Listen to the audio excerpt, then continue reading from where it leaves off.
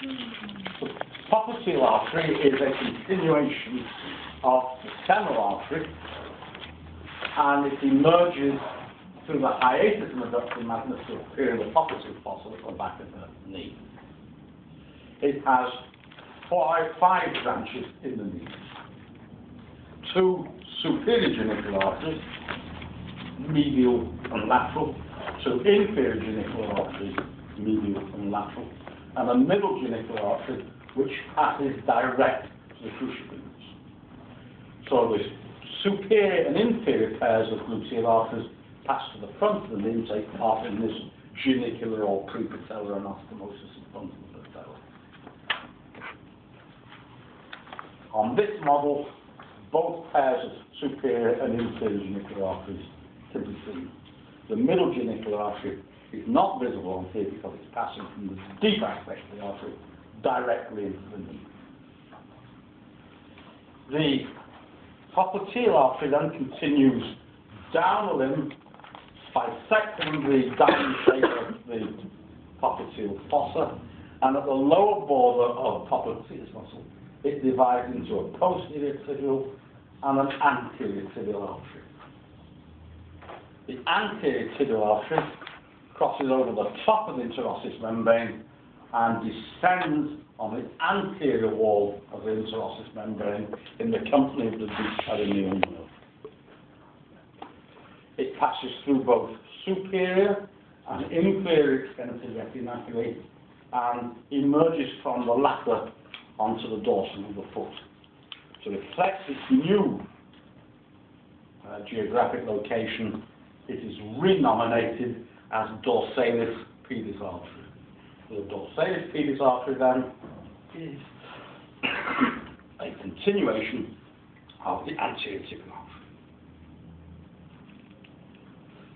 artery.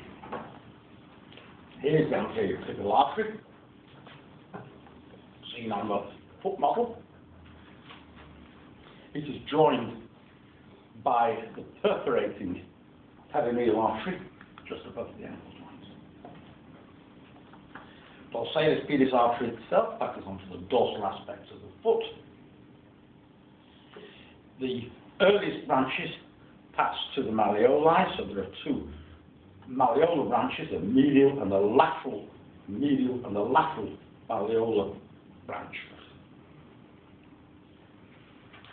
A little further distally, passing to the lateral aspect, is the tarsal artery, and this is supplying the tarsal joints with blood and probably also extensor digitorum brevis and extensor lucidus. Roughly at the base of the metatarsals, the arcuate artery arcs across from medial to lateral, and this gives off 5 dorsal metatarsal arteries which pass down towards the base of the toes. At the base of the toe, just as you've seen with the nerves, the arteries divide and pass up the adjacent line of the toe. These then are the proper dorsal digital arteries. We have dorsal metatarsal arteries, proper dorsal digital arteries.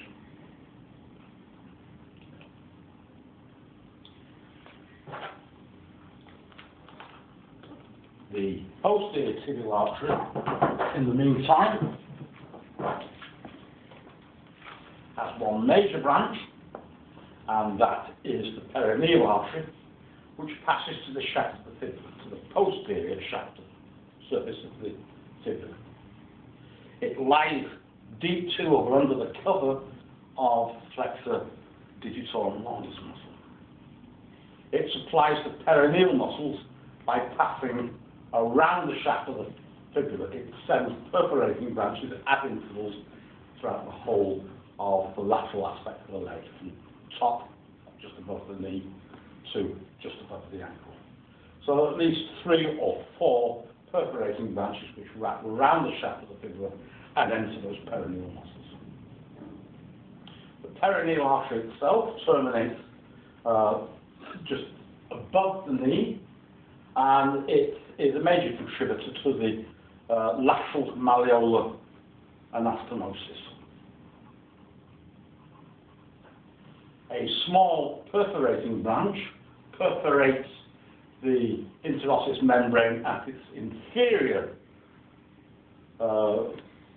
inferior-most region, and that passes to anastomose with the anterior tibial artery.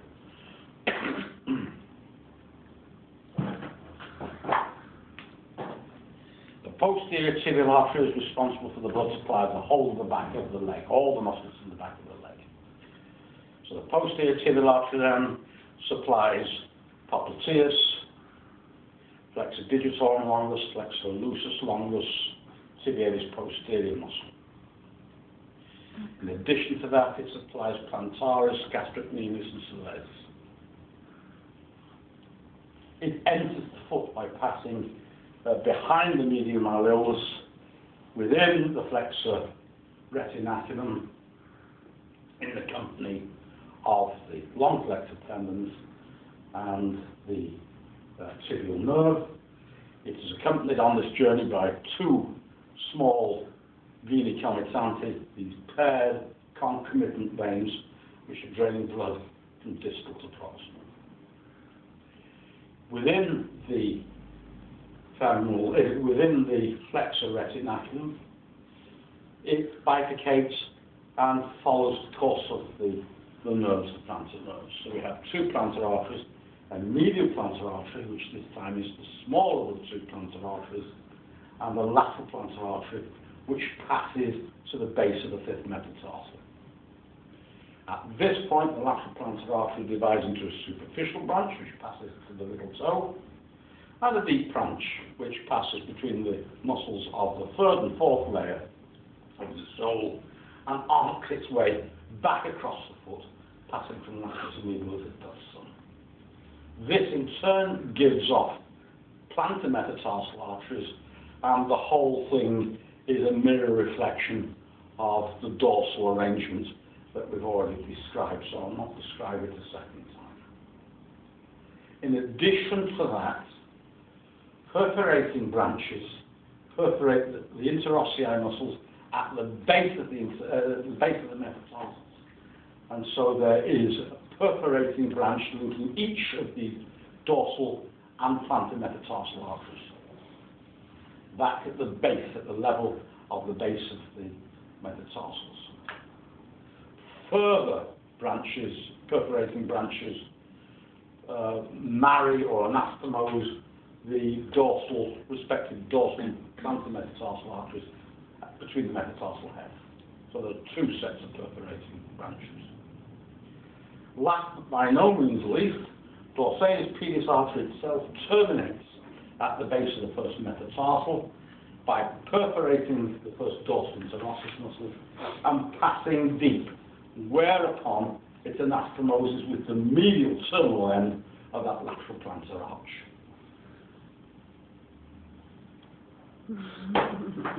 Enjoy. Yes? Have we got dates for the exam yet? No. Short answer. That's fine. Well, Honest answer. Nothing to add to that. No. I'm pretty sure by now that Dr. Findlow will be fairly advanced in his construction of an exam timetable, but that's just the first step in this whole thing. So he will then put that timetable in as a request for these dates at these particular times. That will be duly considered by the good people at Humphrey Booth House who've got nothing better to do. And they will, at some point, after a couple of weeks of deliberation, certainly, will then write back to me and say you can't have these dates, or you can have these dates. Or you can have some of these dates, but not all of these dates. What they try and do is to juggle room accommodation, student numbers, this sort of thing. So they'll be looking at one of our 1 hour exams with a couple of other 1 hour exams, so they can have 3 or 4 exams going on simultaneously in one large example. So that's the sort of thing that muddies the water, complicates the issue. So Andrew will know pretty well what he wants. I mean, I've asked him by now, I'm sure. But he wants to solve this about a week